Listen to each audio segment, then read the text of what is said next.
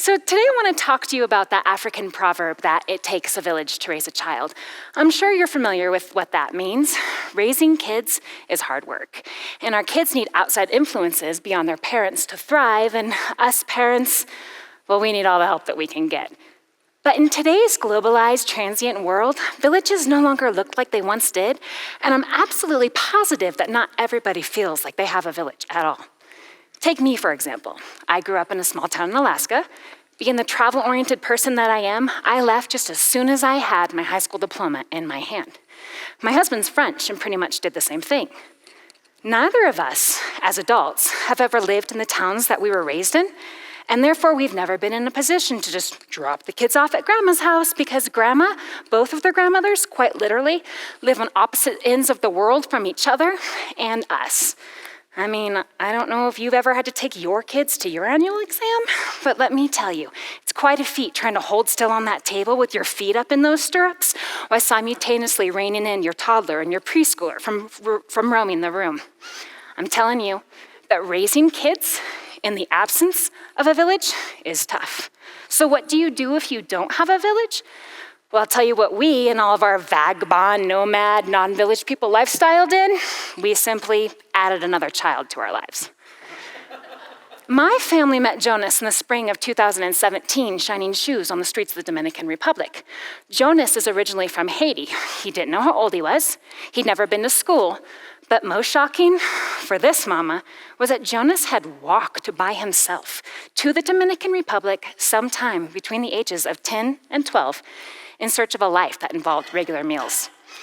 But despite that Jonas received so many hardships in life, he was so incredibly wonderful that my family fell in love with him pretty quickly. Pretty soon after our first meeting, we were actively seeking him out, looking for him at the beach or playing at the park, sharing a meal, or buying him much-needed clothing to replace the ones that he wore that were a couple sizes too big. And then one day, Jonas's mama showed up at my front door with a small bag of clothes and a toothbrush, begging me to take her child in. Of course, I did the only thing that I thought was appropriate at the time. I told her, no way. I didn't know the first thing about raising a child from the street, and I didn't know how long I was going to be in the Dominican Republic, and I certainly could never take him with me when I left. But then Jonas's mother did something amazing that I'll never forget. She grasped my hand and looked me so deeply in my eyes that there was no escaping the gravity of her mother's plea. Please, she said to me, take him. You can teach him things I can't. You can teach him how to read. You can teach him how to write. You can show him how to be a man with a future. Jonas moved in with my family that same day. We put him in school for the first time in his life, and very soon he was thriving. He would live with us on the weekdays where he would attend school, and then on the weekends he would go back and visit his mama. But all too soon that day came when it was time for us to return to Colorado, which meant leaving Jonas behind. I vowed to his tear-stained face that I would do whatever it took to try to help him continue his education.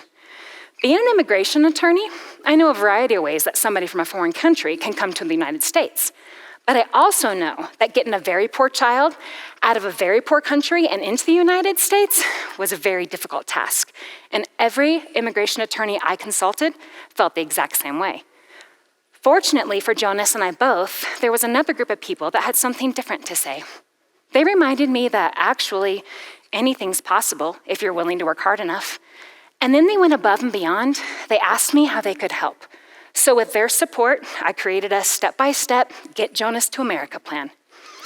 You know, being one of those people that's kind of anal and actually enjoys filling out forms in the doctor's office, creating that plan with all of its bullet points and fonts and multiple colors, that was easy. But when I took a step back and actually looked at what accomplishing each step would entail, I had to admit something that was pretty difficult for me to face. You see, I'd spent most of my adult life trying to ever avoid asking for help. But if I was gonna have any shot at getting Jonas to the United States, I was gonna have to ask for help, and at times, I was gonna have to beg for it. In short, if I was gonna have any chance of success, I was either gonna have to find a village to join, or I'd have to build one. So, with that goal in mind, I got started.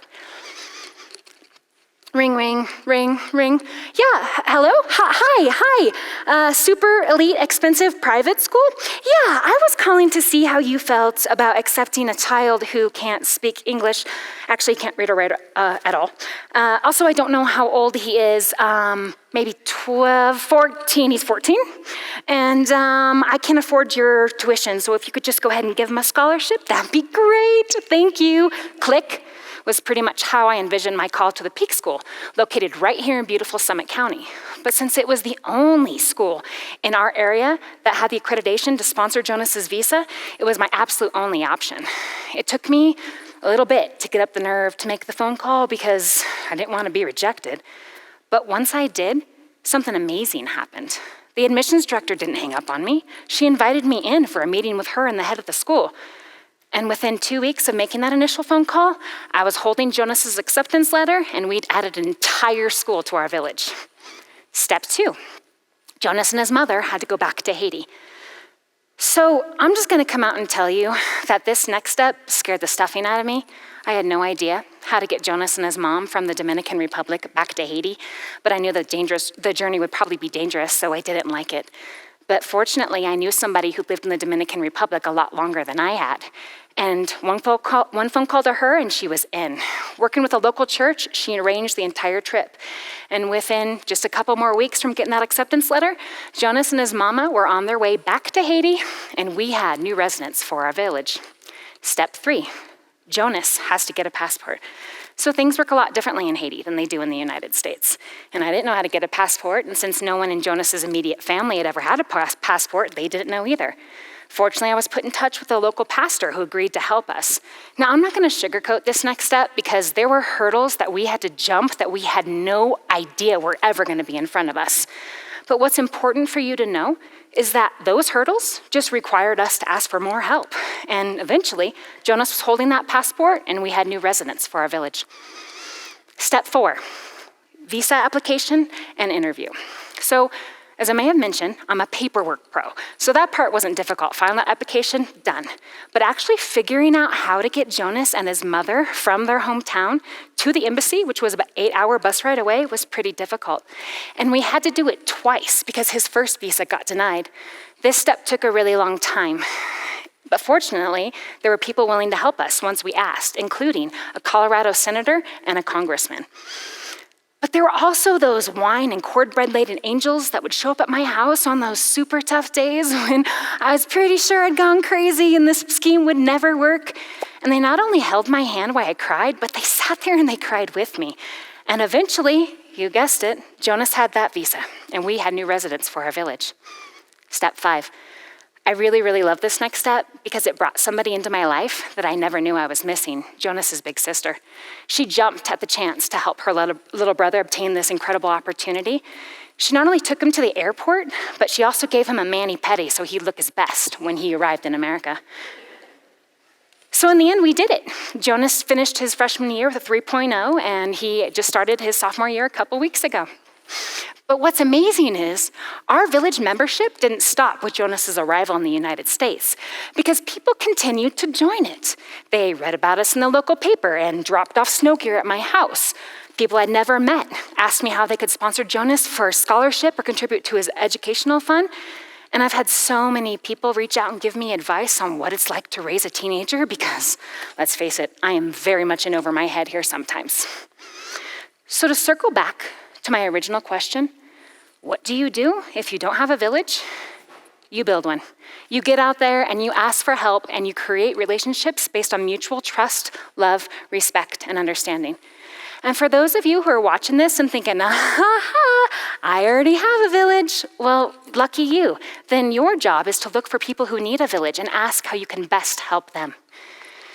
You know, Jonas's mother asked me to take in her child so that I could teach him things. But what she didn't realize was how much she was about to teach me.